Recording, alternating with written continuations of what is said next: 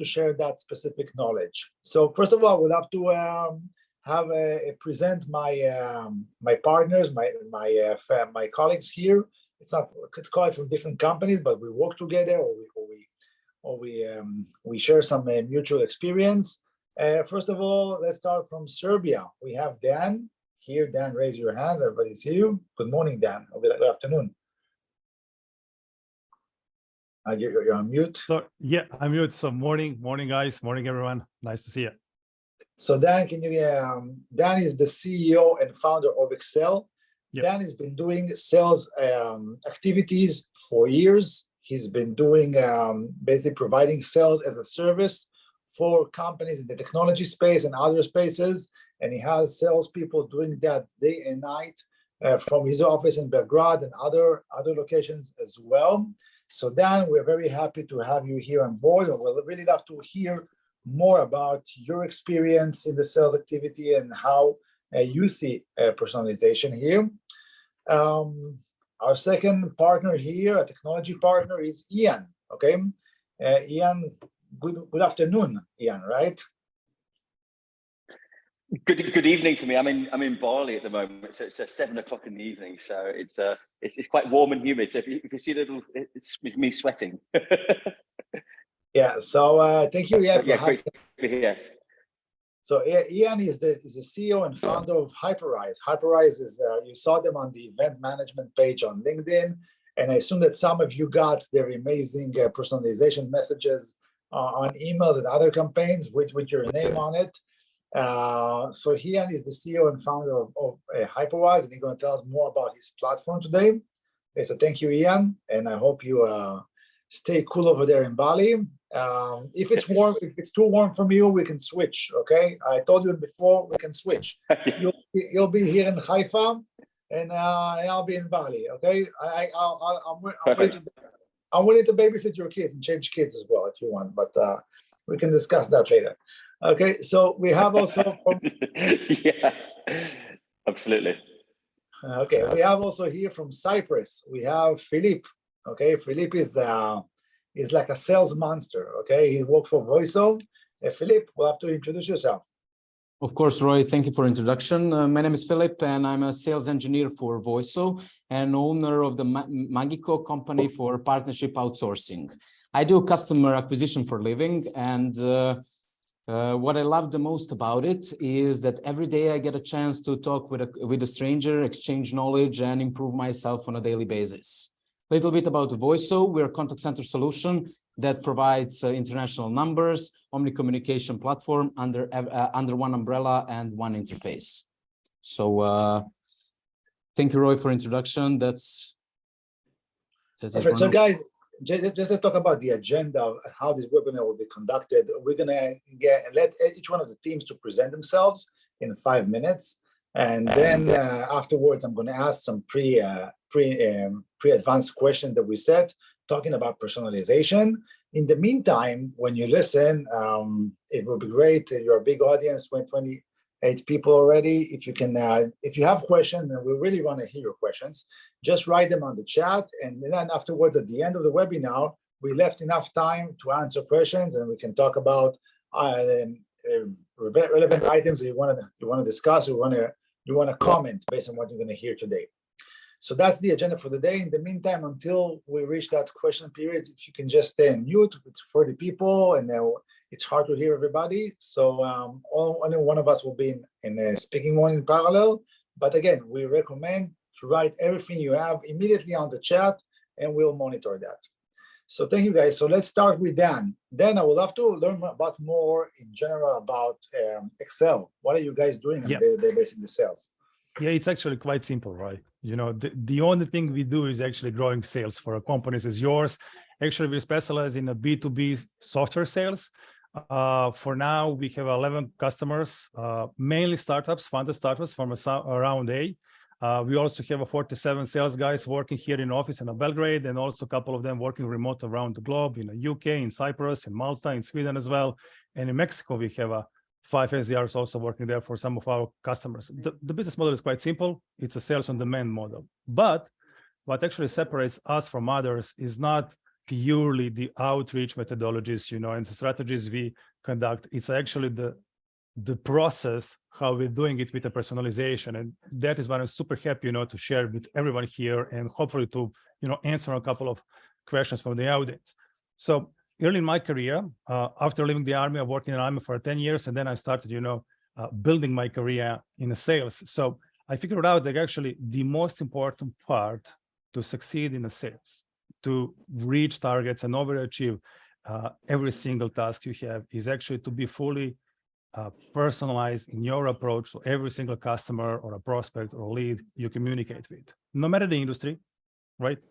So the reason we are so specific, and I'm happy to share that, successfully what we're doing is how we actually managed to do that. It's not a secret. You said at the beginning that we are using different various tools, and two of those tools are your and Ian's, Hyperlize and the lead spotting as well. We have a couple of different tools, and the main one I actually believe that everyone knows here is a LinkedIn, right? So the thing about personalization of the LinkedIn is to be able to see everyone's movements there. Okay, one tool I will highly recommend. It's not like a paid commercial, but definitely, guys, if you're looking to have a real data and real information about any prospect you're trying to reach and to engage and to communicate, you should, consider using LeadSpot, and Roy will definitely tell you more about it. Great tool. Speaking about, something more, if you want to know, any of you, guys, how you're working with whom more precisely, feel free to ask in the chat and I will answer you. Okay, thank you, Dan. So let's move forward to Ian. Okay, Ian. So you've transformed personalization to your main target, right? So I'd love if you can share some more information about your platform, and first of all, why do you think personalization is so important? Yeah, I mean, I think just to echo what Dan was saying before, it's about kind of cutting through the noise and standing out. And I think when your prospects being bombarded every day, lots of messages, thousands of messages a day, people want to feel special and don't want to think that they're part of a huge automated campaign. And that's kind of really where personalization helps. It kind of triggers what's referred to as a pattern interrupt, essentially a psychological behavior that just triggers more mind share, essentially, and that more mind share leads to more engagement and more people taking their call to action. And that's really kind of the key to personalization generally. And what we do with Hyperize is focus on images. And the reason why we focus on images is because the human brain processes images like 60,000 times quicker than text. So when you have an image and you have personalization in that image, like you mentioned before, like their first name or their business name or even their logo, if it's a kind of a firmographic sort of relationship, and that pattern interrupt is essentially like a psychological behavior where the brain is just shouting, "Hey, stop! Pay more attention to this because it's something a little bit different." And so with Hyperize, what we've done is we've created this tool that essentially enables you to create image templates. So in the same way that if you were reaching out and creating a campaign and you had a message template where you'd be like, "Hi, first name, I was really interested in your company name, etc." What we've done is taken that same philosophy and applied it to images. So you can create an image template like this example here that probably people will be familiar with. And as you can see here, we've got these kind of layers, very similar to a tool, kind of similar to, like, say, Canva, for example. And what you can do is add in placeholders for name or business name, or even logo or profile image, even down to like maps or website screenshots. And these placeholders will dynamically personalize on the fly. And like I said before, it's those personalization placeholders that are going to, when the person receives it, they're going to, be a little bit spellbound or have this moment of delight because it's something a little bit different. And like I say, it creates this pattern interrupt, which just creates more mind share, and that can really help. But also what we can do with Hyperize is humanize those images as well. So rather than it being just, for example, a template with personalization in there, we can use these augmented reality placeholders. So within the platform, you can record a GIF, essentially holding this bit of paper, which you can print off from Hyperize, and then we replace that with your personalized image. And then so what you end up with is this kind of double level of personalization, because you've got the personalization that's personalized to whoever your prospect is. In this example, we can see him cook, but then we're also humanizing it as well. And so you're creating these further kind of psychological traits, like the law of reciprocity, for example, which states that if you do something nice for somebody, they're going to feel more compelled to respond. And so, you're creating these strong relationships, building trust, whilst at the same time using the personalization to, to kind of knock down that door, stand out from the crowd, and really grab their attention. And then what we do with Hyperize is we integrate, with amazing platforms like lead spotting, so you can add these personalized images into your outreach, and so automatically they're personalized on the fly. So it's automatically done at scale without having to lift a finger, essentially. Hey, thank you, Ian.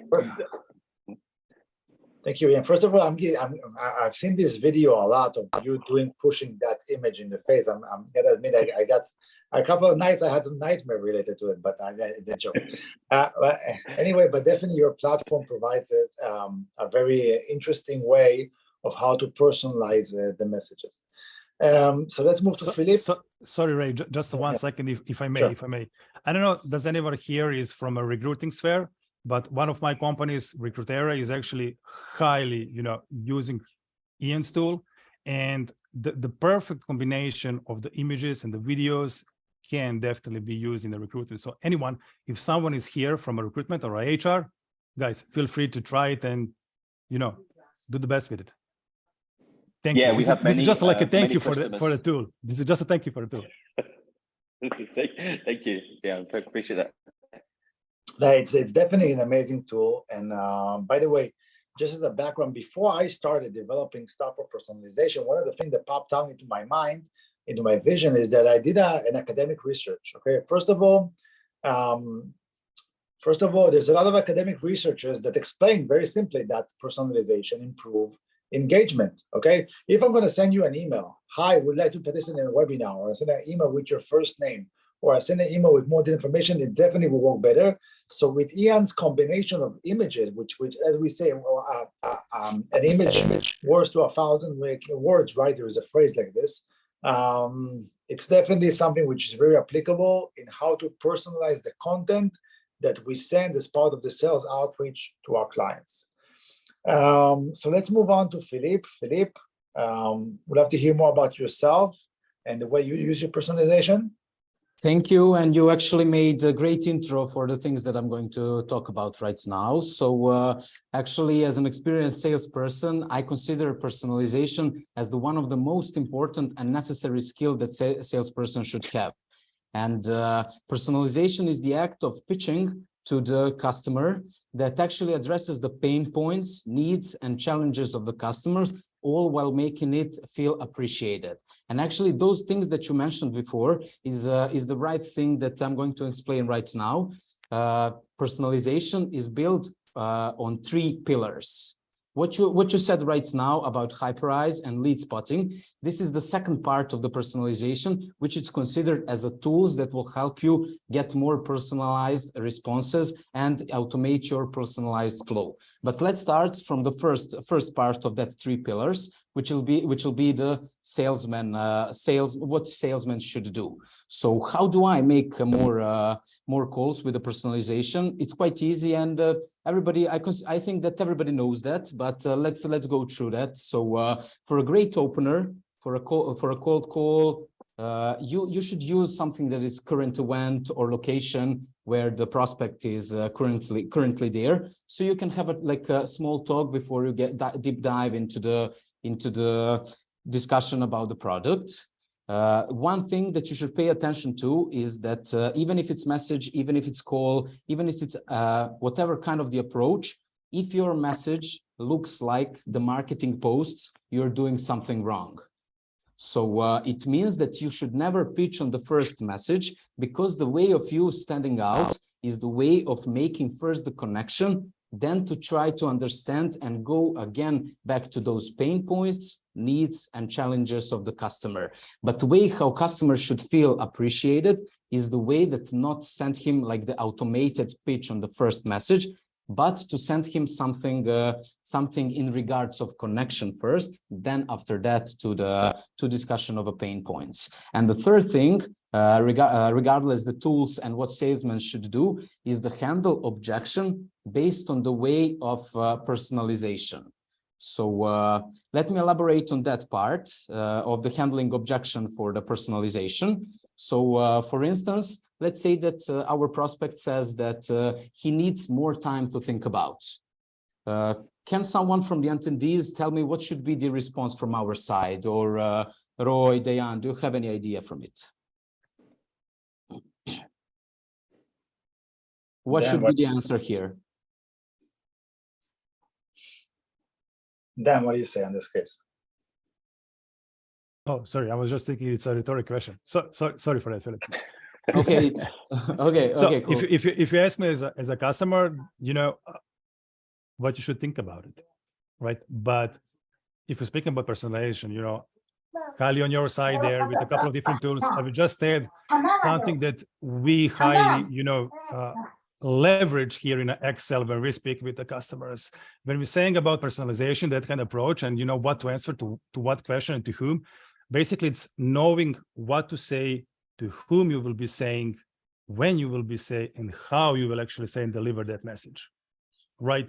So if you've done everything at the beginning properly, meaning from prospecting, actually investigating the client, as Philip said, then I don't think so that necessarily you will find out that customer who will say, I'm not interested. They might say something, I need to think about it, definitely, right?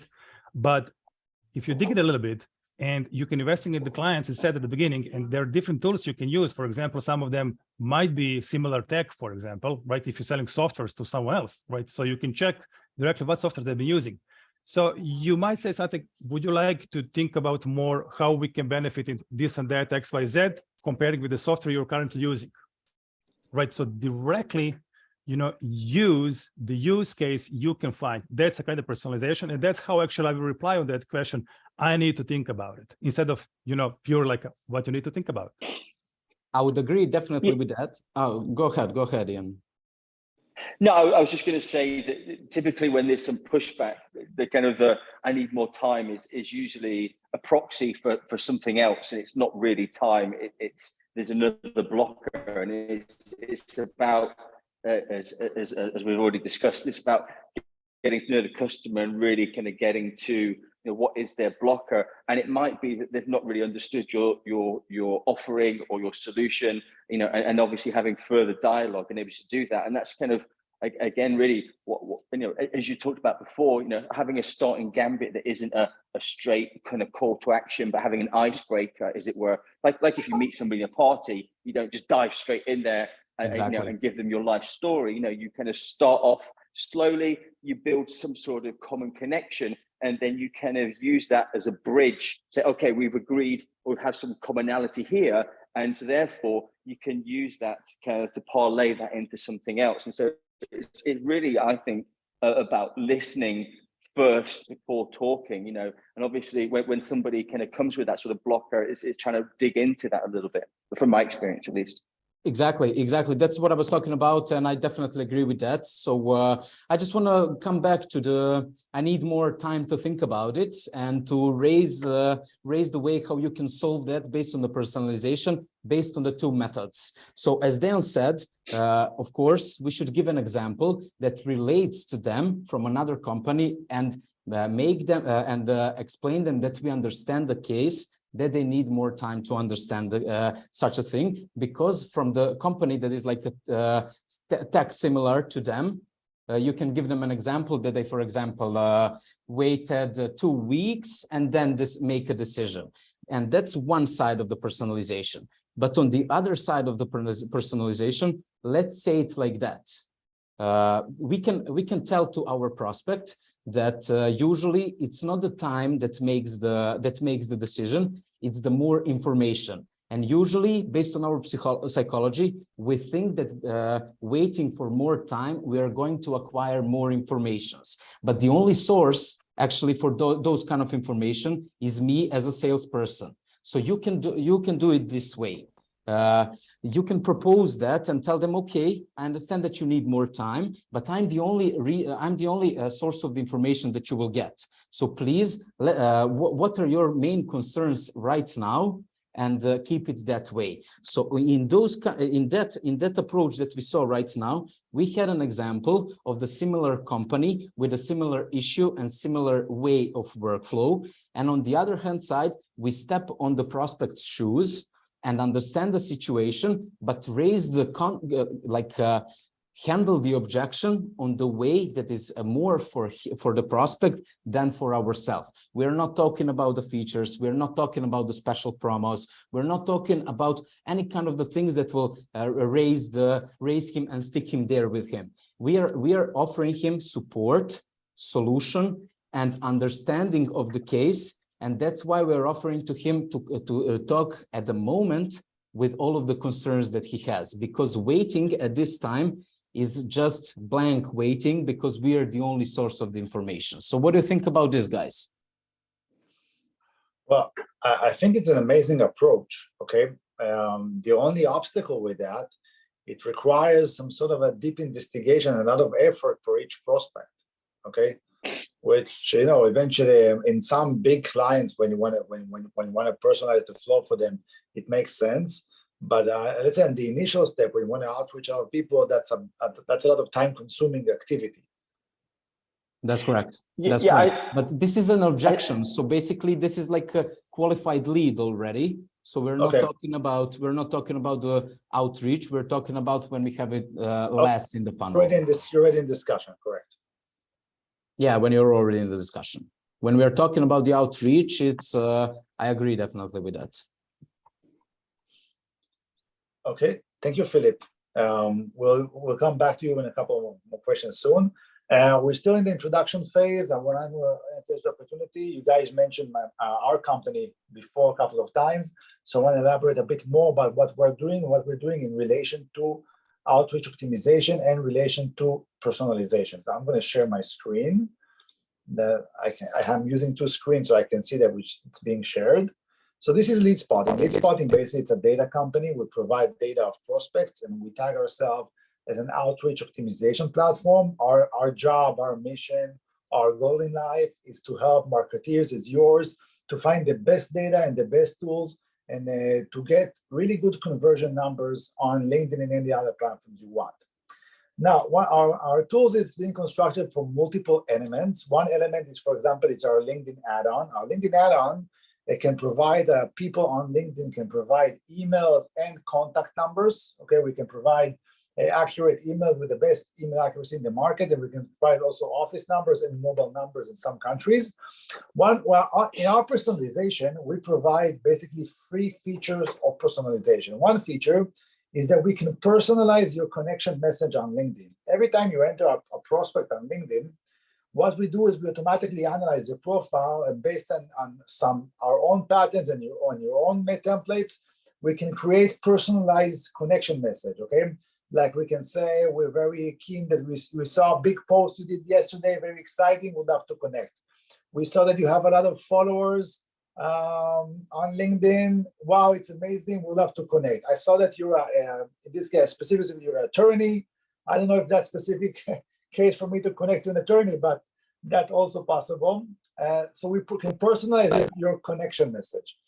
On top of that, our platform can also, we build a layer of personalizing messages on LinkedIn. So you can build a sales message in our backend system, and then the system is saved as a template. And every time I want to send some guy a message, instead of typing it, I can just browse one of the templates, see the response rate, and click, and the message will feel personalized. So this is basically, it's called about static info. What we do more in personalization, which is really, really AI and amazing, is that every time we open a message box with someone on LinkedIn, the system automatically crawls the prospect company, try to find events, like events as a fundraising or a partnership or a product launch, etc. And then the system automatically builds, with natural language processing, an ice-breaking message. For example, with this guy, Danny Anderson, the system identified that this company published on LinkedIn today, okay?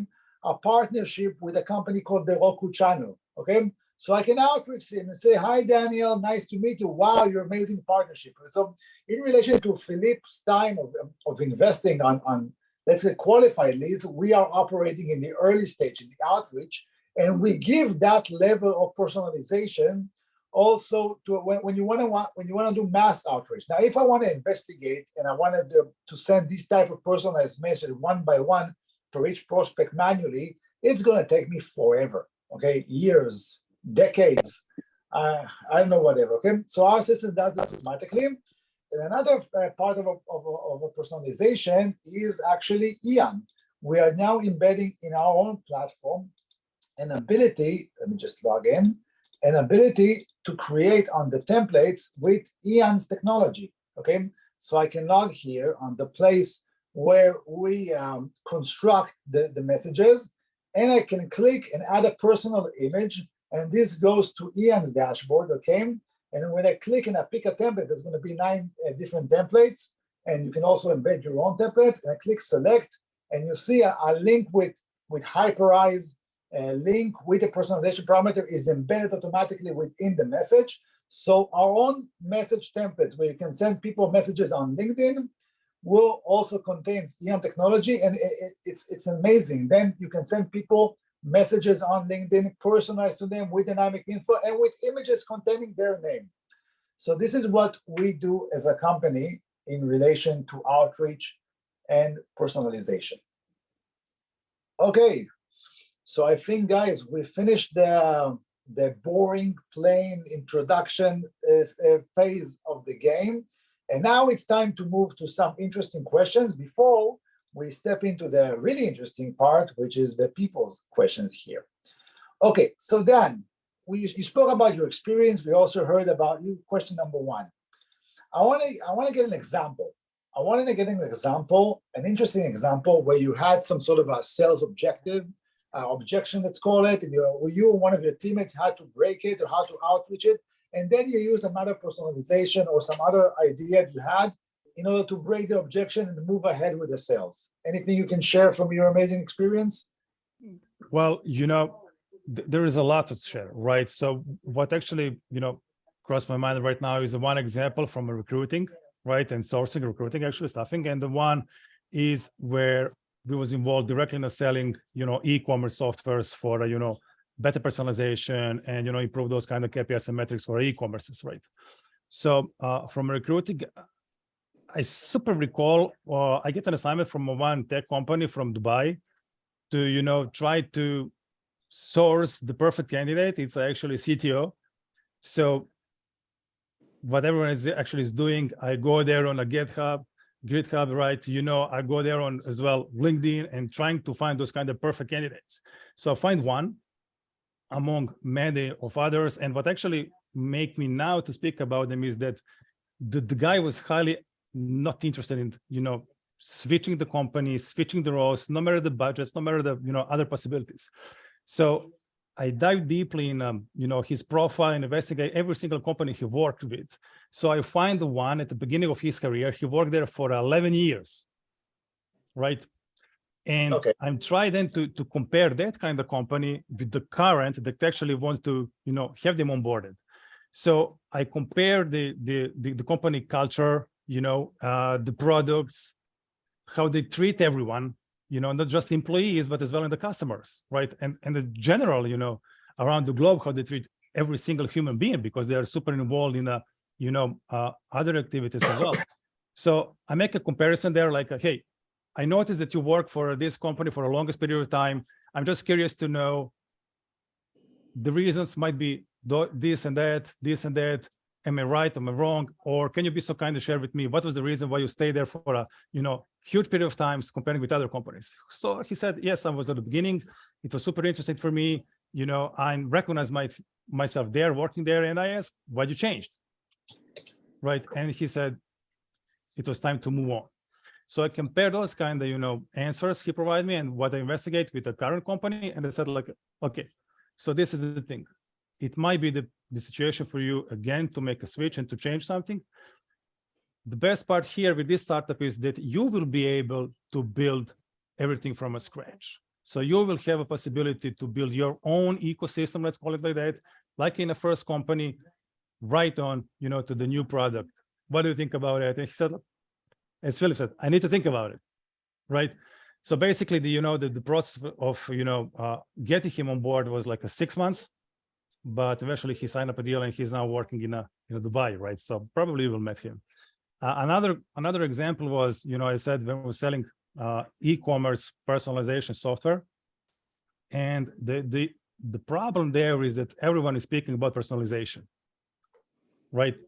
But the personalization is not, as you guys stated previously, purely importing like a name, surname, company name, or maybe, the last thing about something or a nickname or something that's changed, right? The personalization is really knowing as much as possible about anyone, right? And definitely the tool I'm heavily, count on it to help me is your voice, as you know, and be using it every single day. So comparing, actually pairing it with other tools like a similar tech, we was able to find out what metrics can be improved and should be improved. So we spoke with the customers. Hey, I see that your bonus ratio is 35%. It's an industry standard. It's not a big deal. But what if you can actually, readjust it for a 10 to 50%? Would you like that? Everyone was like to do that, right? So that's the kind of personalization I'm speaking with. And thanks to that, we was able to show the system how it works. Actually, we was able to deliver those kind of things. So, the customer still is using the software. That's kind of, those kind of stories. Interesting stories. It's always nice to hear your stories. By the way, I heard a lot of Dan's stories. I'm probably going to hear a lot more. So that's my own personalization fun. Thank you. So Ian, let's go to a very interesting question to you. Ian, you're sitting at a very interesting intersection, okay? Because you are a platform provider for personalization, and probably I assume that you day and night you analyze the statistics and the operation and what type of activities your users are using.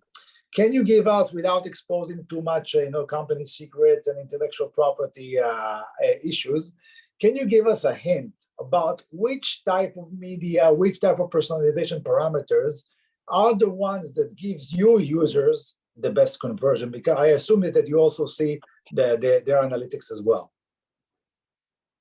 Yeah, absolutely. Let me share my screen again, because obviously we're quite a visual company. So let me, but ultimately, we dog food. We use our own product, and kind of use that. So we see our own analytics, but we also work, closely with a lot of our customers, especially when they first come on board. When they're keen to understand and benchmark the differences. And really what it comes down to is making it purposeful. And so, like, for example, the image we were looking at before, we're talking about this event in this case. And so, what we've done is we've visualized an event ticket, and that kind of can look kind of something, kind of like these humanized GIFs, like this example here, where you're holding it and you're showing somebody. And when you kind of make it purposeful, so the visualization is a clue for what you're talking about, that really helps a lot. And so these humanized ones, with that purposefulness helps. And so let me just jump to these examples here, which is still the visualization, but without the humanization. And this is a case study from one of our clients, which is G2. Now, for those, I'm sure most people on this call have heard of G2, but for those that haven't, essentially they're like TripAdvisor, but for software. So if you're looking for a software solution by category, they will show you who's the best, who's up and coming, who's got the best reviews and that sort of thing. And what they were doing is part of their campaign, they were reaching out to prospect people that were either not listed on G2 or that weren't listed particularly strongly. But what they did is, and they produced these reports, these kind of grid reports on a quarterly basis. But what they did in this case is they mocked them up, created examples of them within Hyperize, and they personalize them to the prospect they're reaching out to. So you can see these examples, Salesforce or HubSpot. These kind of logos and business names were generated dynamically for each prospect. And what they had is this aspirational message of, if you work with G2, in the future, you could become a category leader. So it's very much a kind of this, take action, and this is kind of what's going to happen. So it's kind of visualizing success, based on the action that they should take. And when they use these personalized images, it tripled their reply rate, going from 15 to 48%. So a massive uplift. And they do, their kind of campaign sizes can be up to 10,000 prospects in a campaign. It's absolutely huge. And so if you've got 10,000 prospects and you triple your reply rate, you can imagine how impactful that can be. But essentially what they were doing is, showing success, visualizing something. And we've kind of seen it with clients again and again. This is another example, reply.io, where they were targeting customers that had a specific problem. So in this case, that we're using lots of different pieces of software, a Calendly solution, a booking solution, all those sort of things. And so, if anybody out there is using lots of bits of software, one of the pain points you're going to have is, they don't really talk to each other very well, and it's all a bit of a mess. And so they kind of diagrammatically told this story of, here's a pain point you have, and here's the solution, and kind of visually kind of showing it, again, bringing through the prospect logo in there. So the logo is obviously the personalization, triggering the pattern interrupt for them to pay attention. But the diagrammatic storytelling, is a much easier way for us to simulate that information, and then kind of understand what's being said. In their case, in replies case, it doubled their reply rate, going from 11 to 21%. And we've done this ourselves. I mean, just look at our own stats. I hate the fact that this is an exact number, 1,300. That's how many meetings we've booked so far since March. We've been recording this, and you can see the percentage book rates here. So we've done a lot of numbers, over 15,000 kind of clicks coming from 140,000 emails to generate 1,300 bookings. And so we've kind of gone through and done an inordinate amount of A/B tests, kind of using images like the ones we're seeing here, and these kind of humanized ones, but the kind of the key to all of this, the commonality, if you like, that runs through it all, is making it very much purposeful. So, we can see here, this is James from Staff Circle, and he targets customers just as they change roles. So, for example, their solution is about employee experience. They're targeting HR managers when they change roles. And so he's kind of using this personalization on the whiteboard. He's saying, hey, congratulations on the new role. And so it's kind of that icebreaker, not really kind of saying anything, but then kind of parlaying that, or kind of transferring that into, I'd love to talk to you about, kind of employee experience in their case. But it's very purposeful, but humanized it as well. And that's kind of really the key that we've seen with all of our clients, when they can double or triple or even more, by having the kind of visualization help tell that story. So definitely my key number one kind of recommendation to anybody starting off using image visualization, because images are so powerful, is to try and reinforce your call to action as much as possible. And like we saw with G2 or reply.io, or many of the other customers. This is another client of ours, Hubstaff. Now their call to action was to get people to sign up for a self-serve free trial. So there's no kind of humanization. They weren't going to meet anybody in an event or a kind of a sales call, but they had to kind of take action and sign up. So what they did is they took their product and personalized it. You can see this example personalized to Tim Cook. So they're putting through the business logo in the dashboard. The person listed at the top of the dashboard, is the prospect. And their solution is all about managing remote staff, saying, hey, don't manage people in spreadsheets, manage them in our solution. And this visualization showed how simple it would be, and kind of, if they took action, this is kind of what they will eventually see, putting the trial in their hands before they've taken their action. And when they did that, their click-through rates for people taking that call to action of signing up for self-serve free trial went from 3 to 11%. So more than tripled that engagement rate of people taking action. And again, very much purposeful. Here's the system you're going to take if you take action. And look, it's already personalized to you. This is how it's actually going to look. So really is about, kind of giving visual hints and clues to those prospects.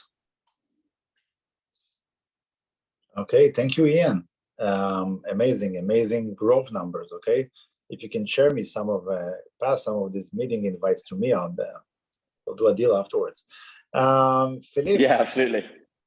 I got a question for you as our let's call it the hardworking and the sales guy work 24/7. Can you describe your sales flow and where in your outreach the personalization steps in your? I assume that I know you for a couple of time, and I'm pretty sure that you have a well-organized flow of how to attract and nurture leads, prospects. Well, can you describe in a couple of words your flow? What's the exact place that you have placed personalization within?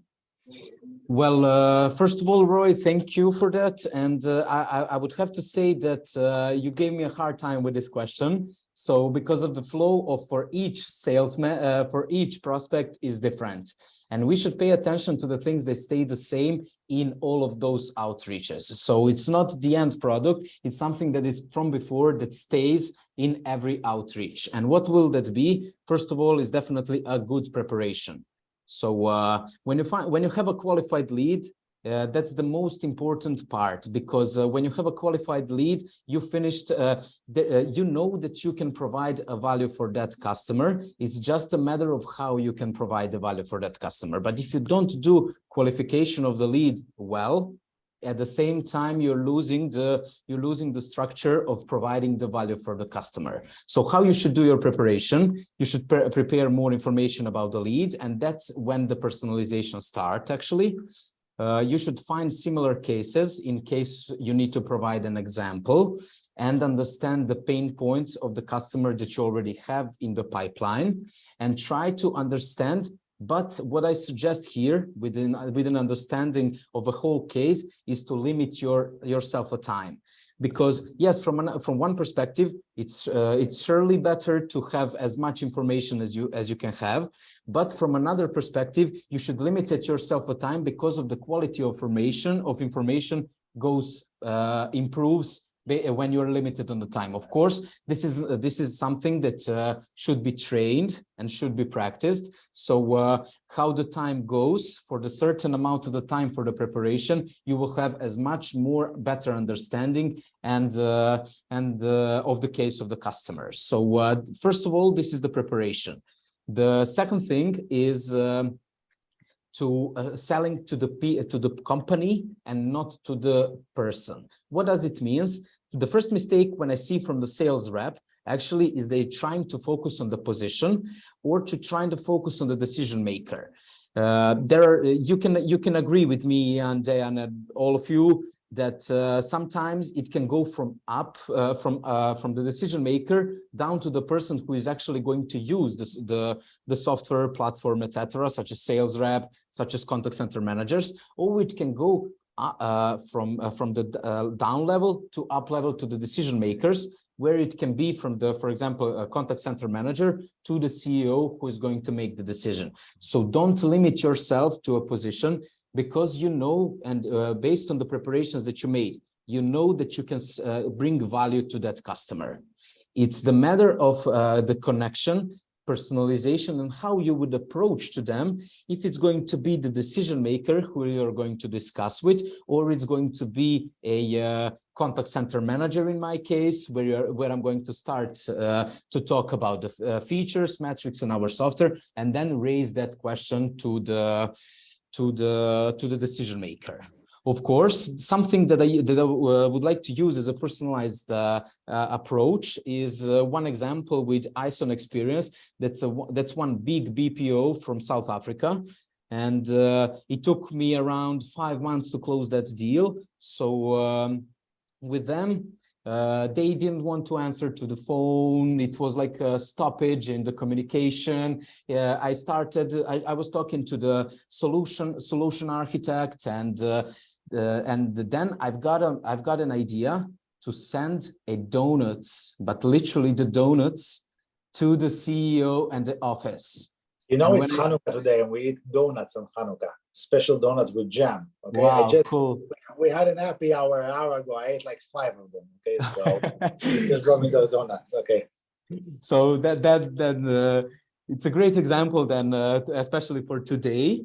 So I have sent them the donuts and called them again with voice so local local call number. So I used South African number to call them and to ask them how were the donuts. And they were laughing about it. They liked it. And then after 1 month after that, we closed the deal. So you should, the point of this story is never give up, even if it's regarding the donuts. If you should send the donuts, send them. And by the way, did you send the donuts here? There was a lot of donuts. Would you? Okay. No. We are already partners, so no donuts per euro. And of course, at the end, when I'm talking about this, is you should use all of the channels and you should use all of the personalization tools that will help you here. Here in the personalization tools, details matter. So as you said, Roy, if I want to send a campaign for outreach on the LinkedIn, it'll take me decades if I want to use it manual. And if I want to save some time in those details, I would use lead spotting. If I want to stand out from the crowd, I would definitely use Hyperize connected with a lead spotting, because they will see that this is something that stands out from the crowd. And at the end, to give them a trust, I will use Voiso for the calls, because Voiso has local telephone numbers from more than 140 countries and integrations with all of the online messengers such as WhatsApp, Instagram, Telegram, you name it, we have it. So basically, the way of details and improving those details is to use the tools that will help you automatize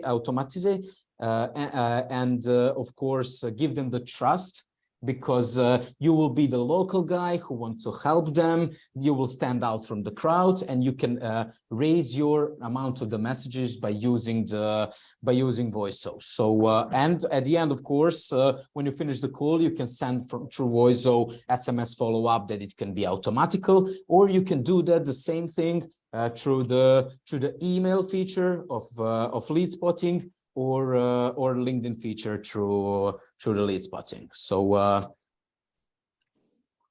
thank you, Philip.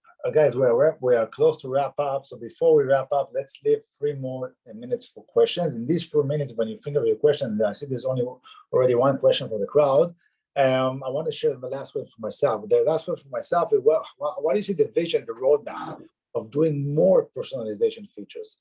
So I tell you one thing, one of the things we're planning to do in our roadmap, and in the next room, we have our R&D team, and they're sitting on it just now as we speak, is we're trying to give even a bigger vision of personalization, okay? One of the things we're gonna release in the next quarter is an ability to recommend on a personal level the right message. So today, for example, you can prepare like 5 different sales pitches, okay? Each one with a different flavor, and you can personalize the image or the name.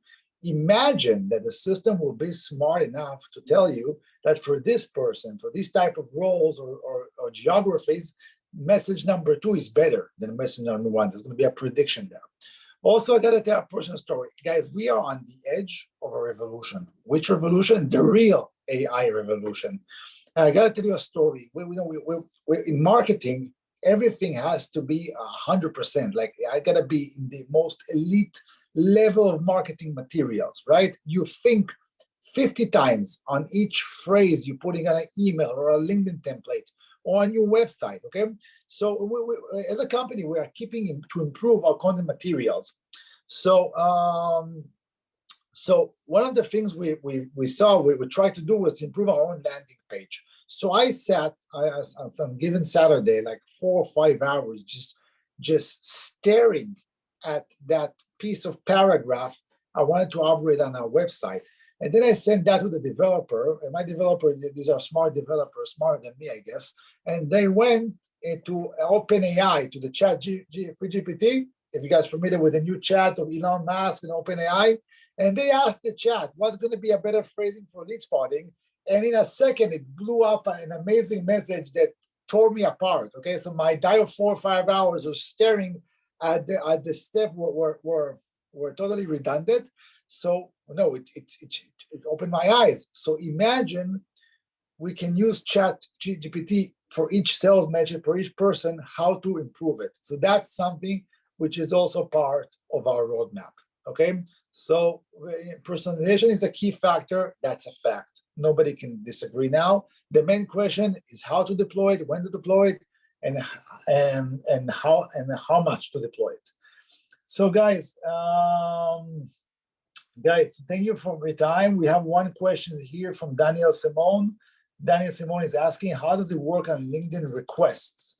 I don't know, Daniel, who you refer that specific question, if it's for me or for Hyperize, but as we mentioned before, you can personalize messages on LinkedIn and also request connection messages with text, and you can also personalize it combining Hyperize links within the lead spotting platform. I hope I answered that question. We already demonstrated that before. I see another comment, but it's not a question. Guys, thank you very much. Any more further questions you run right now? If not, we will wrap up and we'll send this recording and other stuff to everybody. It's on the email. Last questions to the amazing team? No. So thank you everybody for joining. Thank you very much, Philippe, Dan, and Ian. It was a better tool. There is a question now. Email versus LinkedIn. What is a better tool? LinkedIn. Who wants to answer that? Philip. I mean, from my I would give this to Dejan. Dejan is the expert for the LinkedIn. So, but I know that the answer is LinkedIn, and that's also my personal opinion. Look, the answer might surprise you. Okay, just if I may, the answer might surprise. It's a telephone. Definitely, definitely telephone. Definitely. I think from my perspective, I don't think it's an either or. I think it's both. For example, with LinkedIn, obviously you have specific limits of what you can do. And so LinkedIn can be a great tool to identify prospects. You've got a real kind of rich amount of data there, but sometimes reaching out via email, because not everybody on LinkedIn acts the same way. Some people are there to consume their data, the feed, the news feed, and very rarely go to their messages. And some people live in their messages there. So there is no one size fits all. Personally, what we do is we do both, so we reach out to people, via LinkedIn, and if that doesn't work, and if we can get there, using tools sort of like lead spotting, get their email, then we'll hit them up on email. So I think you should never really kind of have this absolute mentality of it's going to be this or that. I think and like Dan said, a phone as well. Absolutely, some people really enjoy getting a phone call. Some people, it's especially kind of the younger millennials, etc. Yeah, not so much. But going back to what Philippe was saying, I think having a local number calling you as well, if you're going to resort to phone numbers, is crucial. When I see a number that's maybe, like I said, different, coming from a different country, then it really can be quite a blocker. But, having a local number, much more likely to be answered. And so I think there is no choose this channel over that. LinkedIn is amazing for finding, identifying prospects. And then how you actually contact them is down to their personal preferences. And so you have to kind of knock a few doors, to see which is going to work best for them. Exactly, I definitely agree. Local calls boost around 25% of the pickup ratio, so that's quite big. That's quite big, and as you said, definitely you should never give up for the company that you should bring value. And either if it's LinkedIn, email, or I can knock on their office. That's something that every good salesman should do. So don't limit yourself on any channel. Don't limit yourself on any person, and that way you can definitely boost your results. Thank you, Philip. Thank you, Ian. Thank you, Dan, again. Thank you, everybody. Have a great end of the year. Happy Hanukkah. Happy Christmas coming up soon. Enjoy the vacation. And next year, it's a new sales year. Okay, new targets. There's a so-called economic slowdown, but I think it's time to grow. Okay, thank you all. Cheers. Bye-bye. Thank you all. Cheers. Have a good one. Bye-bye. Bye. Thank you.